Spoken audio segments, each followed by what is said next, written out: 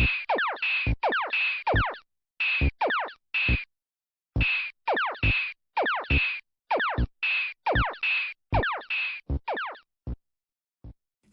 hello, I'm Kråkan, also known as Corvus Cornix, and welcome to Yacc, yet another Crowcast where I pick a game, I play it for a week, and then I talk about it. This week's game is Space Invaders. It was originally an arcade game in 1978, but the version that I played is the Blaster emulated port, which is 1979. I believe there are a lot of ports of this game. So this game was developed by Taito and published by Taito or Midway, depending on the version. And also there'll be spoilers up ahead, just so you know, but first a little backstory. So I got the Blaster emulator mini console thingy. So you're supposed to plug it into the back of the TV. It's called a dongle, and I hate that word. But it's basically a little plastic thing you plug into an HDMI port, and it has it leaches some power from the TV via USB cable.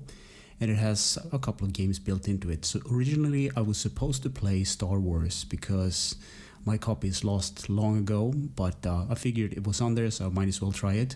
But the bad thing about this console, it's not a Nintendo-ish controller, it's more of a Sega controller, and the buttons were mapped wrong. So when you want to shoot, you don't shoot, you jump, and vice versa. So I was like disappointed, but I figured also like there are other games on this one, right? So I haven't played Space Invader, so I might as well just play it, because I haven't played it. So before I start talking about Space Invaders, I need to talk about the mini console itself. It has 12 inbuilt games: City Connection, Frontline, Hoops, Jungle Hunt, Pinball Quest, Polaris, Rodland, Space Invaders, Star Wars The Empire Strikes Back, and Totally Rad, and As the Inex or something like that. The controller itself feels a little plasticky, but it's not a bad thing. In this case, actually, the D-pad is actually really good. It has a menu button, it has a start button, and it has a rewind button. So I didn't use those features during the Space Invaders playthrough, but you can actually, like simple emulators, you can like rewind a bit and stuff. You have an X button, you have a Y button, you have a C button, you have a A, B, and C button, and that's about it. So as I started up the game, I was introduced to the title, Space Invaders, and Taito Corp 1978. So this is the 1978 version, I guess. At the start of the game, you have 3 lives, and you go through levels and waves of enemies. And there are 4 types of enemies. You have the green ones, which are worth 30 points, I'm sorry. You have the light blue ones that are worth 20, and the purple ones that are worth 10. And then you have this red spaceship or saucer that's on the top of the screen, like a UFO. And it has like a couple of question marks after it, so I guess it's worth a lot of points. So this game is really simple and very easy to explain.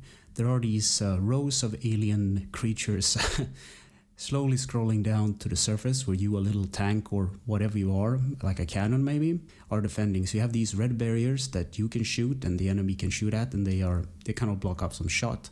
So the point is, you're supposed to take out these enemies, waves of aliens, and the more you shoot, the faster they go.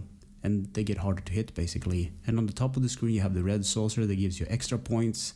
And if you beat a wave, you go to the next level, like level 1, level 2, and so on. A thing that I didn't know this week was if you hit the start button, it resets the level. So maybe that's a bug or something, but I don't know. So this game has a lot of versions when I looked into it. It's a really simple game, as I said. It's really hard to talk anything more about it in like detail and stuff, but there are a couple of neat versions out there, and it seems like every system has its own version of this. So gameplay: defeat the waves of aliens and get as high score as possible. Control: the A button fires, and the D-pad left and right moves your ship, your tank around. And that's about it. And as I said before, the controller felt a little plasticky, but the D-pad was actually really responsive, and it actually is like if you know one of those mechanical keyboards, I like the clicky feel of those, and that the D-pad had the clicky, so I was like, what? This is like holding a basic toy, but it felt like right for the game, I don't know. Graphics: black backgrounds and popping alien sprites. And the Blast emulation does something that I normally don't like, but it works with this game. It smoothens out the pixel graphic and makes the corners more beveled, kind of rounded. And it works in the favor of this game, because usually when you play a Nintendo on a big screen TV, it doesn't look good. The angles look super sharp and stuff, but in this case, the smoothing graphic effect actually is in its favor. Sound and music. there really isn't any music. There is just like one sound effect or two, like if you shoot from your gun or the alien shoots at you. But there's a thing where I think it counts as music. When the alien wave gets closer to you and moves faster, the beat kind of goes up. It's like bump, bump, bump, bump, bump, and it gets faster and faster the more you shoot down. So not really any music, but a couple of, good sound bites, I guess. Easter egg, secrets, and glitches. So while doing some research for this game, I found out that there's a port of this called the Pepsi Invaders. So you are, I guess, working for the Coca-Cola company and you're shooting down Pepsi letters on the screen instead of alien sprites. And back in the day in the 80s, I guess there was more of a rivalry going on with Pepsi and Cola and the branding and whatnot, but it's just such an odd concept. Why would Pepsi invade the Cola land? But I don't know, it's a fun thing. In conclusion, I wrote yes, play it, but in small bursts. So Space Invaders is basically on everything. It's like Sega, it's Nintendo, it's on Game Boy, it's even on the PC Engine, and even the Virtual Boy, that thing that causes headaches and stuff, like that has a red screen. On the negative end, this game is a one-trick pony. It doesn't have much to give, and it's hard to talk about. I was trying to think about what to say, but it's just a black background with some alien sprites on it, and that's about it. It's basically an arcade game, so you try to get as high a score as possible, and it's a coin eater. Originally an arcade game, high score and stuff like that. Another funny thing about the console, the dongle that you plug in the back of the TV. After playing a bit of Space Invaders, I started to smell burnt plastic, and I was like, this can't be good. And apparently it's a thing with the device. It's powered by a USB cable. It's the right amount of electricity in it, but it started to get really warm and it started to smell like burnt plastic, so I had to unplug it.